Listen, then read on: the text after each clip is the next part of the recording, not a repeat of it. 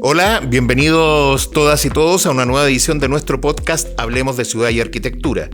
Hoy hablaremos sobre la relevancia del taller como asignatura clave en la formación de arquitectos. Para ello nos acompaña María Francisca Pulido Chaitor, destacada arquitecta, magíster en arquitectura, académica de vasta experiencia en distintas universidades chilenas, directora del estudio Atelier Spa, autora y coautora de múltiples publicaciones nacionales e internacionales.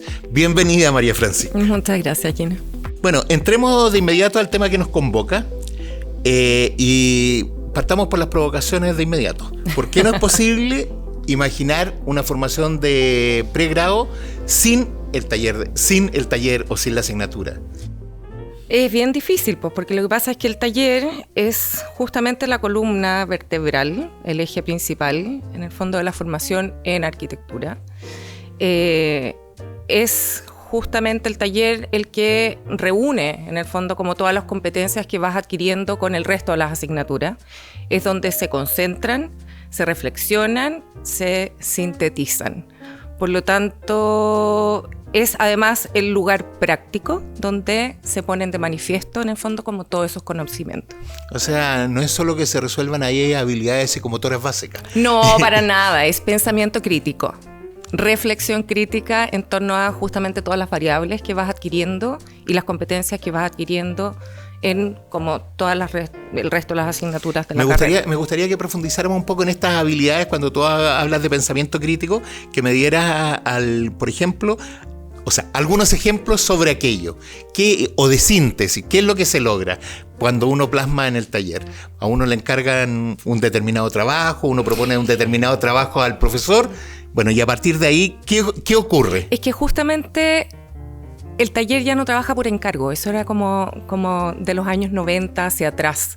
Hoy en día, en el fondo, el taller genera preguntas y sitúa en ciertas como realidades o contextos. Entonces, es ahí donde esa reflexión en torno a esa pregunta y esos cuestionamientos es donde se ponen como en jaque esas habilidades. ¿Se entiende? Más o menos.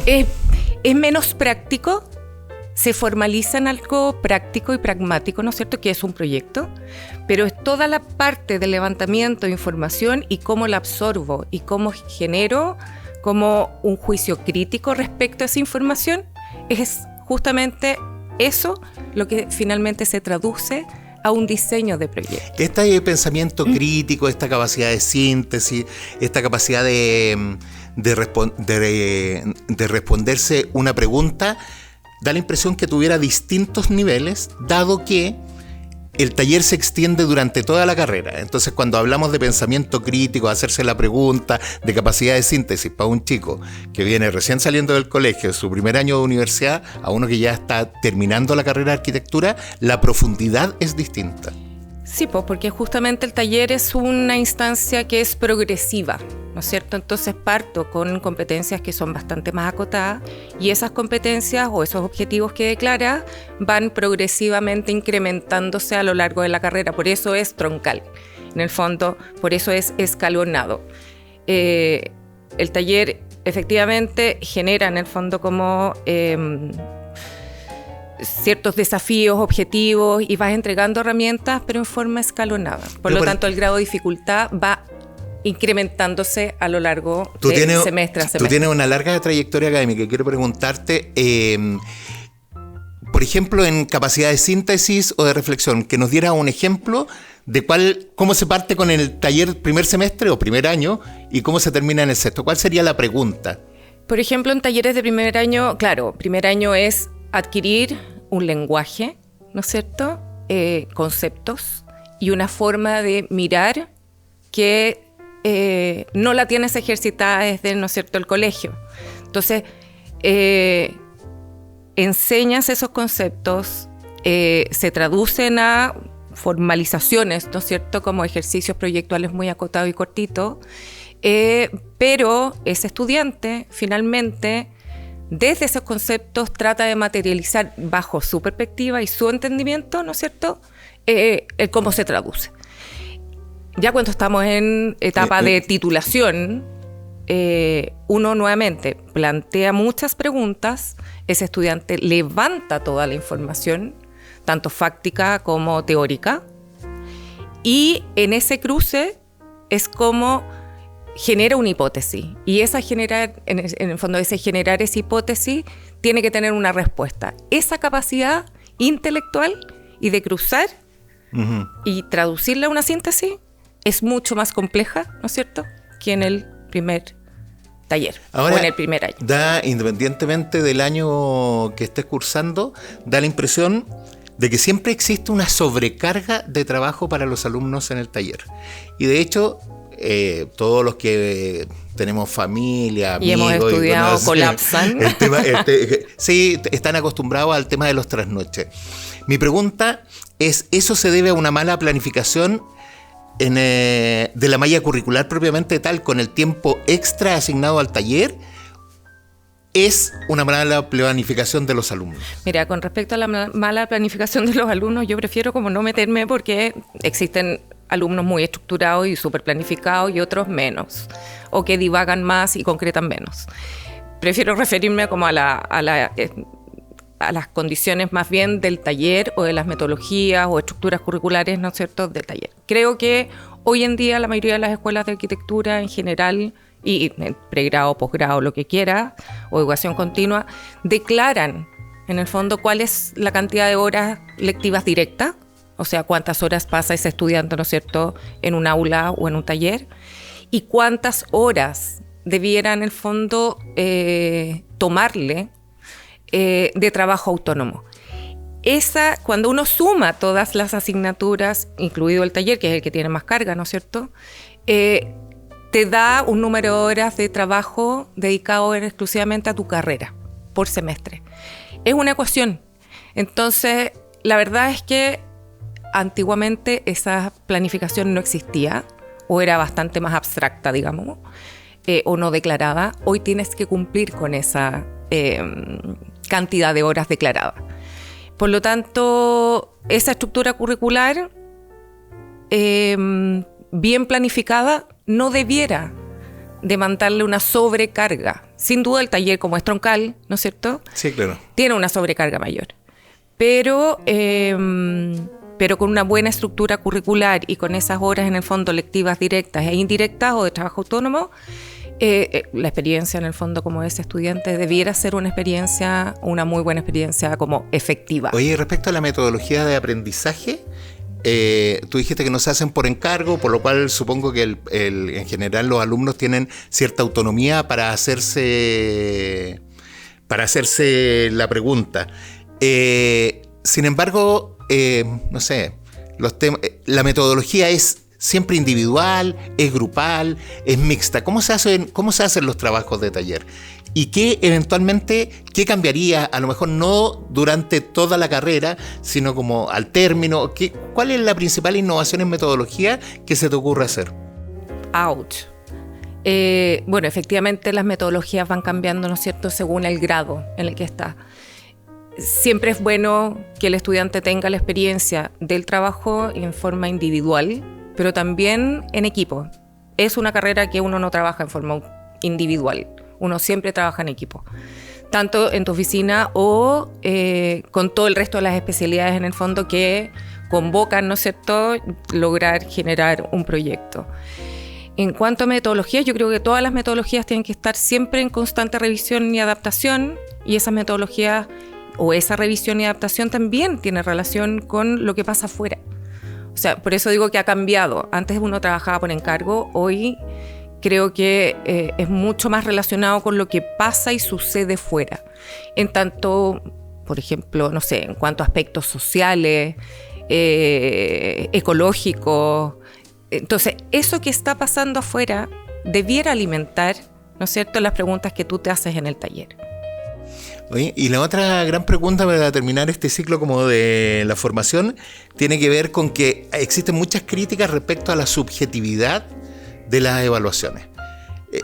Crítica habitualmente de los alumnos, no sé, o puede ser de los malos alumnos, dicen, oye, este profesor me tiene mala y resulta que no sé qué cosa. Pero entiendo que también hay muchas etapas del proceso de evaluación que son colectivas, en que no la hace solo el profesor titular, sino que lo hace el grupo de profesores de taller. ¿Cómo resolvemos esta percepción o si están así, o de verdad hay cierta objetividad de parámetros. O sea, yo también fui estudiante y también pensaba que la arquitectura y las evaluaciones eran completamente subjetivas y la verdad es que no tiene nada de subjetivo. Nada, absolutamente nada de subjetivo. De hecho, hoy en día uno aplica rúbricas, ¿no es cierto? Uno dice, ok, estas son las competencias, estos son los objetivos, estas son las metodologías que voy a aplicar y cuál es el porcentaje que va variando, ¿no es cierto?, según el nivel donde estás.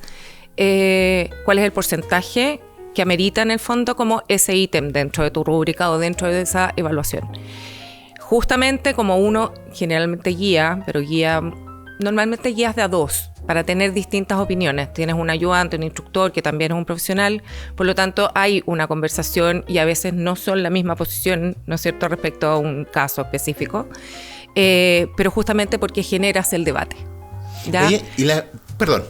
Y para justamente que no exista esa percepción de subjetividad, aparte de las rúbricas y no sé qué, que es el proceso, la evaluación finalmente no lo haces tú. Existe en el fondo como un cuerpo o un equipo colegiado de pares que con una visión mucho más objetiva, ¿no es cierto?, y externa, que llegan a cierto consenso de evaluación y pueden muchas veces no estar de acuerdo, pero esas posturas nuevamente generan un debate y ese debate alimenta a ese alumno. Por lo tanto, es súper objetivo. Antes que lleguemos al proyecto final, da lo mismo, de término de año, de término de semestre, no sé cómo se mide, hay una serie de otras evaluaciones anteriores. Entonces da la impresión de que si uno llega con un mal proyecto, al final es porque tuvo tiempo para corregirlo. Uh-huh. ¿Es así? Es así, es así.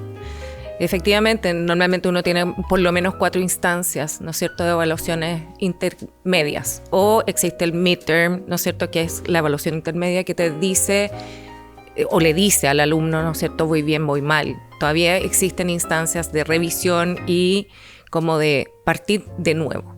Entonces, desde este punto de vista, quiero llegar a la nota final. No es una sorpresa.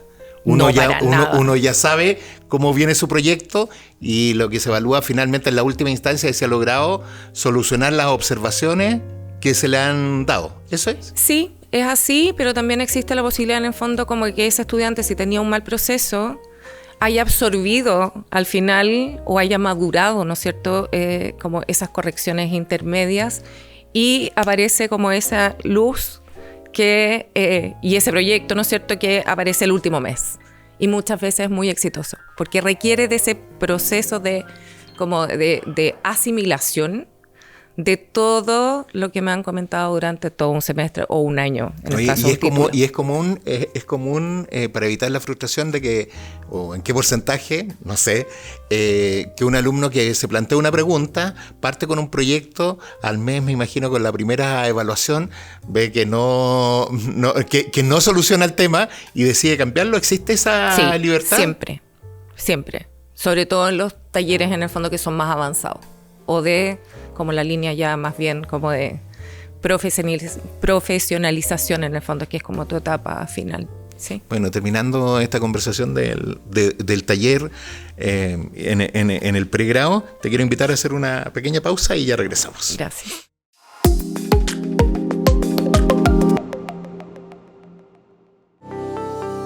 La Facultad de Arquitectura y Ambiente Construido de nuestra Casa de Estudios busca, mediante una formación de excelencia, entregar a Chile y al mundo profesionales con una sólida formación técnica y valórica.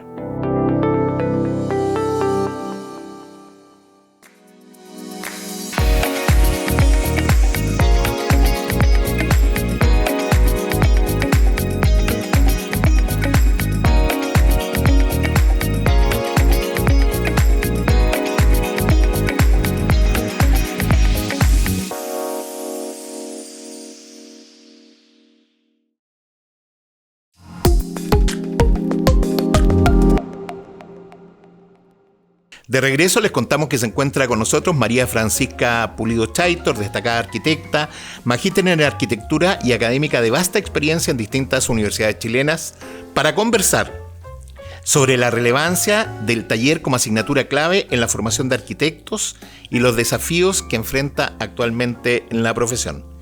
Existen estudios que señalan que menos del 10% de los arquitectos titulados se dedican al diseño arquitectónico, como tradicionalmente se ha identificado esta profesión. ¿Dónde están? ¿Qué hacen? ¿Qué hacen el resto? Sí, exactamente. Chuta, yo te podría poner, no sé, por el caso de que fue como transversal, mundial, internacional, que fue lo que sucedió, ¿no es cierto?, post-crisis subprime, 2008, Estados Unidos, caída de la economía, desastre mundial, cero producción o producción arquitectónica. Por lo tanto, ahí existió justamente esa posibilidad de abrir nuevos campos para la profesión. Si bien, ¿no es cierto?, la formación en pregrado del arquitecto es bastante convencional o tradicional, justamente creo que post-crisis subprime, 2008 en adelante, la formación en pregrado o la introducción de nuevas metodologías o temáticas en pregrado o nuevos formatos posibles de traducción del proyecto han sido clave. Pero tú te imaginas, por ejemplo, si tuviéramos que enfrentar esta como amplitud del mundo laboral, ¿qué elementos crees tú debieran tener las nuevas mallas curriculares para dar cuenta como de esta mayor diversidad? ¿Qué agregarías, básicamente? No te voy a poner en el dilema de qué sacarías, pero sí en el tema de qué agregarías. Es que yo creo, por eso, trataba como de explicarlo desde el 2008 en adelante, esta apertura a nuevas posibilidades o nuevos campos o nuevos formatos. Entonces, ¿de qué manera se podría incorporar en pregrado, en el taller o en la formación del estudiante de arquitectura? Es justamente incorporar ciertas cápsulas que abran estas posibilidades. Por ejemplo, aspectos audiovisuales, aspectos de sostenibilidad o regeneración, aspectos de edición, montajes, exposiciones, intervenciones, instalaciones, o sea, gestión inmobiliaria, o sea, pequeñas cápsulas, porque no son temáticas que necesariamente se trabajan, ¿no es cierto?, en pregrado, por la tradición de la formación, pero sí entregar esas cápsulas, inyectar en el fondo como estas pequeñas aperturas que te permiten vislumbrar nuevas posibilidades futuras. Pero este fenómeno que está viviendo la profesión, esto como de la ampliación del campo laboral, el tema de un trabajo más interdisciplinario, probablemente, ¿es un fenómeno común a todo el mundo? Completamente. Por eso vuelvo al ejemplo. Sí, lo que pasa es que quería sacarte un poco, porque cuando hablamos de subprime en Estados Unidos, claro, uno puede decir América completa, sí, pero es también en Europa. Sí. El mismo fenómeno. Sí, de hecho. O sea, la cantidad de oficinas que han replanteado, o nuevas oficinas, ¿no es cierto?, que declaran una agenda, en el fondo, de trabajo, es muy amplia. En Europa también, o sea, desde trabajar desde, no sé, por los mismos Pritzker de hace unos años, la Catoni Basal, cómo trabajar con los mínimos recursos, trabajar directamente con lo que existe y no generar nuevas producciones, en el fondo, como de diseño arquitectónico. Es como, son posiciones, posturas que son transversales, son mundiales. Hay una provocación ahora, que te la quiero plantear. Se está asociando de manera muy clara, o se quiere asociar, el tema de la arquitectura con el urbanismo. Y entiendo sí que hay cierta dependencia lógica, porque cualquier obra en un territorio efectivamente afecta el territorio. Pero lo quiero llevar a esta disputa media aparentemente sin sentido, en que muchos arquitectos señalan de que ellos son los mejores preparados para ser urbanistas, y que gente de otras profesiones en general no les compite. ¿Tú estás de acuerdo con eso? Y lo segundo es, si tú te imaginas como en Europa básicamente, o en Inglaterra, el tema del urbanismo distinto como una carrera distinta de la arquitectura. Y para complicarte más, la tercera pregunta es si el urbanismo en Chile debiera ser un posgrado o un pregrado. Bueno, yo creo que tú bien lo dijiste, en el fondo son afines, son complementarias. Yo creo que la formación en pregrado del arquitecto no te permite, es mi posición. Sí, por supuesto. Y es un poco crítica también. Creo que la formación del arquitecto en pregrado no te da las competencias para hacer urbanismo. Tienes ciertas nociones bastante generales. creo que el urbanismo efectivamente tiene, ¿no es cierto?, como un arraigo en la arquitectura, porque el arquitecto es el que tiene la capacidad en el fondo como de dimensionar espacialmente el impacto, ¿no es cierto?, de una arquitectura situada, ¿no es cierto?, emplazada en la ciudad, y también ese arquitecto es capaz de más o menos dimensionar ese impacto en aspectos sociales también, cómo se va a comportar un lugar, ¿no es cierto?, dentro de la ciudad. Es capaz de visualizar esa imagen, ¿no es cierto?, resultante, producto del urbanismo y de la arquitectura que permite, ¿no es cierto?, un plan regulador, no sé, ciertas normativas. Pero creo que el urbanista debiera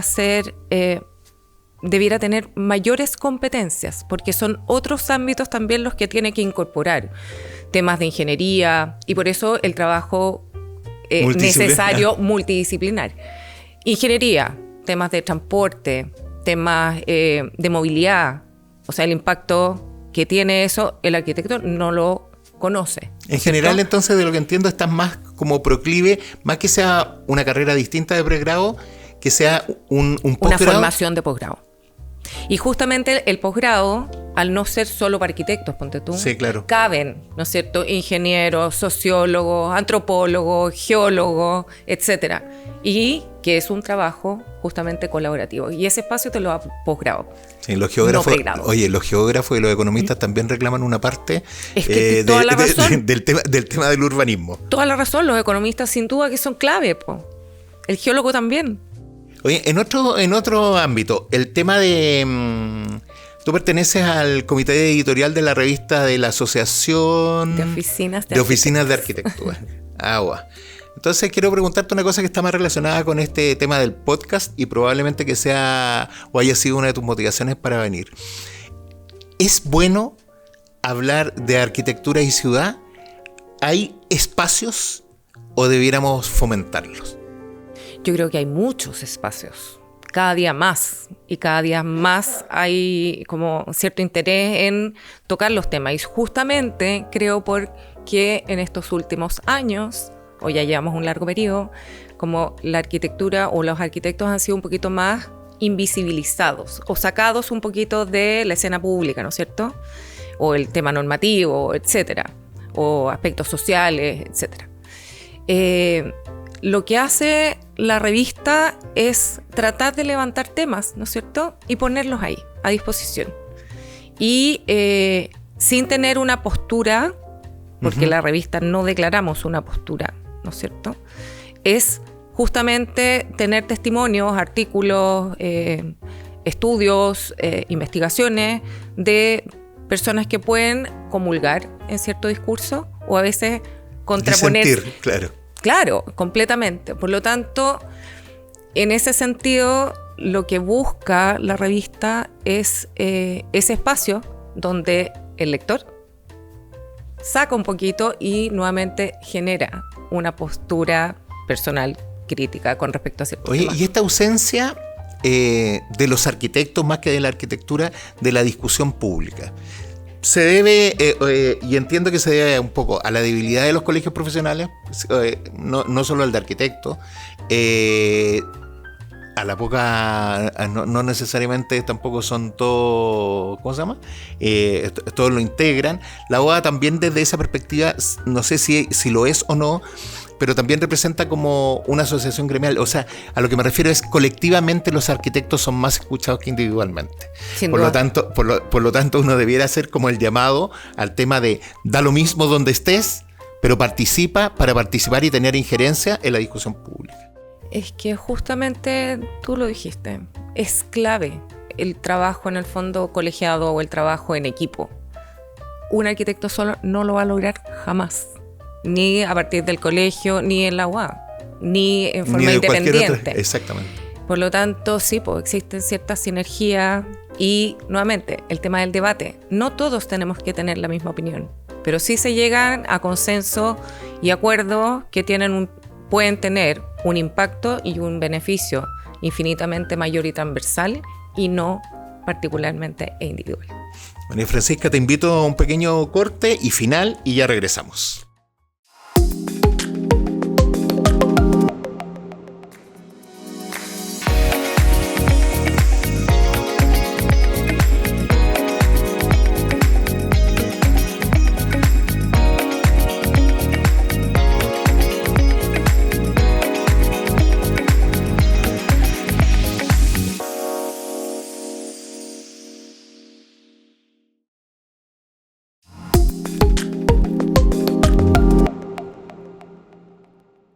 De regreso les contamos que se encuentra con nosotros María Francisca Pulido, destacada arquitecta, magíster en arquitectura y académica de vasta experiencia en distintas universidades chilenas, para conversar sobre la relevancia del taller como asignatura clave en la formación de arquitectos y los desafíos que enfrenta actualmente la profesión.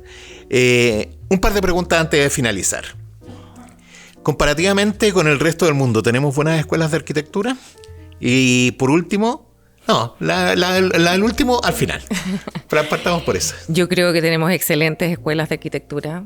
El resultado en el fondo está un poquito a la vista. O sea, la producción arquitectónica en Chile ha pasado, de hecho, a ser un referente fuera.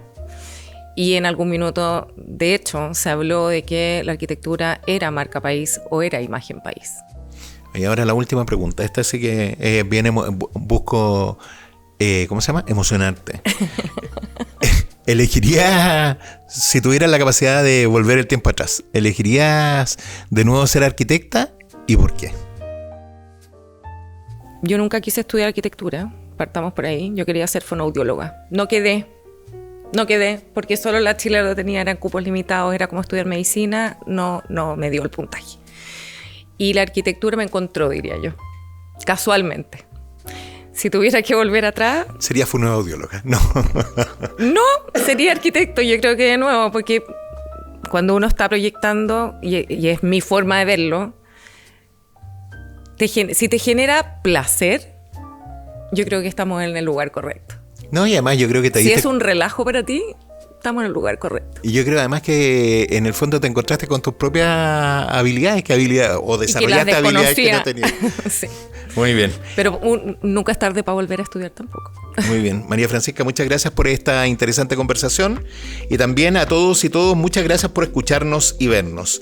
Los invitamos prontamente a un nuevo capítulo de nuestro podcast Hablemos de Ciudad y Arquitectura.